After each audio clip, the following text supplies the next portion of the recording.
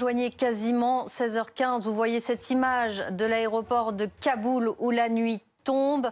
On a appris il y a quelques minutes, une vingtaine de minutes, qu'il y avait une explosion à l'extérieur sur une des portes de cet aéroport. On va refaire le point, Patrick Sauce, avec vous sur ce que l'on sait. Ça reste encore très nébuleux, peu de certitude. Ce que l'on sait, c'est qu'il y a bel et bien eu une explosion et que depuis plusieurs jours, on évoquait une menace imminente. Oui, cette explosion a eu lieu devant l'une des trois portes officielles de l'aéroport de Kaboul. Je dis officielle parce qu'il y en a une quatrième qui est utilisée de temps en temps par ce qu'il reste de l'armée afghane. Vous avez la porte nord, la porte est, et il semble que ce soit devant la porte Abbey Gate que l'explosion ait eu lieu.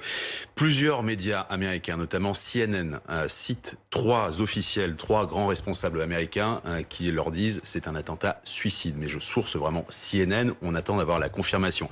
Du côté français, une source locale dit à BFM TV que tous les membres de la représentation française sont sains et saufs. On le rappelle, les membres de la représentation française, ils sont à l'intérieur. Et on parle bien d'une explosion à l'extérieur de l'aéroport. Les portes, selon les autorités américaines, étaient fermées depuis ce matin, en tout cas officiellement.